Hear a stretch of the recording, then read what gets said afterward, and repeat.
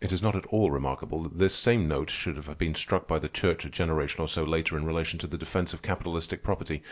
In the great museum at Asgard there is a book entitled Essays in Application, written by Henry van Dyke.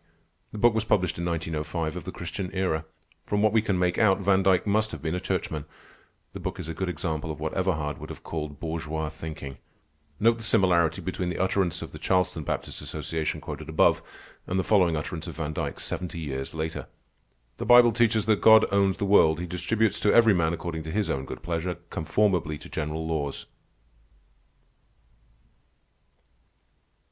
I did not know, the bishop murmured faintly. His face was pale, and he seemed suffering from nausea. Then you have not protested. The bishop shook his head. Then the Church is dumb today, as it was in the 18th century? The bishop was silent, and for once Ernest forbore to press the point. And do not forget, whenever a churchman does protest, that he is discharged. I hardly think that is fair, was the objection. Will you protest? Ernest demanded. Show me evils such as you mention in our own community, and I will protest. I'll show you, Ernest said quietly. I'm at your disposal. I will take you on a journey through hell. And I shall protest. The bishop strained himself in his chair, and over his gentle face spread the harshness of the warrior. The Church shall not be dumb. You will be discharged, was the warning. I shall prove the contrary, was the retort. I shall prove, if what you say is so, that the Church has erred through ignorance. And, furthermore, I hold that whatever is horrible in industrial society is due to the ignorance of the capitalist class. It will mend all that is wrong as soon as it receives the message, and this message it shall be the duty of the Church to deliver.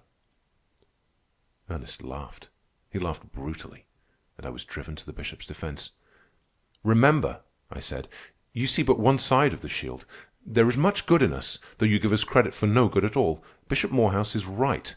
The industrial wrong, terrible as you say it is due to ignorance. The divisions of society have become too widely separated. The wild Indian is not so brutal and savage as the capitalist class, he answered. And in that moment I hated him. You do not know us, I answered. We are not brutal and savage. Prove it, he challenged. How can I prove it? To you? I was growing angry. He shook his head. I do not ask you to prove it to me. I ask you to prove it to yourself. I know, I said. You know nothing, was his rude reply. There, children, father said soothingly. I don't care, I began indignantly, but Ernest interrupted. I understand you have money, or your father has, which is the same thing, money invested in the Sierra Mills. What has that to do with it? I cried. Nothing much, he began slowly, except that the gown you wear is stained with blood. The food you eat is a bloody stew. The blood of little children and of strong men is dripping from your very roof beams. I can close my eyes now and hear it drip, drop, all about me. And suiting the action to the words, he closed his eyes and leaned back in his chair. I burst into tears of mortification and hurt vanity. I'd never been so brutally treated in my life. Both the bishop and my father were embarrassed and perturbed. They tried to lead the conversation away into easier channels, but Ernest opened his eyes, looked at me, and waved them aside. His mouth was stern and his eyes too, and in the latter there was no glint of laughter. What he was about to say, what terrible castigation he was going to give me, I never knew. For at that moment a man, passing along the sidewalk, stopped and glanced in at us. He was a large man, poorly dressed, and on his back was a great load of rattan and bamboo stands, chairs, and screens. He looked at the house as if debating whether or not he should come in and try to sell some of his wares. That man's name is Jackson, Ernest said. With that strong body of his, he should be at work and not peddling, I answered curtly. Note, in that day there were many thousands of these poor merchants called peddlers. They carried their whole stock in trade from door to door. It was a most wasteful expenditure of energy. Distribution was as confused and irrational as the whole general system of society. Notice the sleeve of his left arm, Ernest said gently. I looked and saw that the sleeve was empty. "It was some of the blood from that arm that I heard dripping from your roof beams," Ernest said with continued gentleness. "He lost his arm in the Sierra Mills, and like a broken-down horse, you turned him out on the highway to die. When I say you, I mean the superintendent and the officials that you and the other stockholders pay to manage the mills for you. It was an accident. It was caused by his trying to save the company a few dollars. The toothed drum of the picker caught his arm. He might have let the small flint that he saw in the teeth go through. It would have smashed out a double row of spikes, but he reached for the flint, and his arm was picked and clawed to shreds from the fingertips to the shoulder. It was at night. The mills were working overtime. They paid a fat dividend that quarter. Jackson had been working many hours, and his muscles had lost their resiliency and snap. They made his movements a bit slow. That was why the machine caught him. He had a wife and 3 children."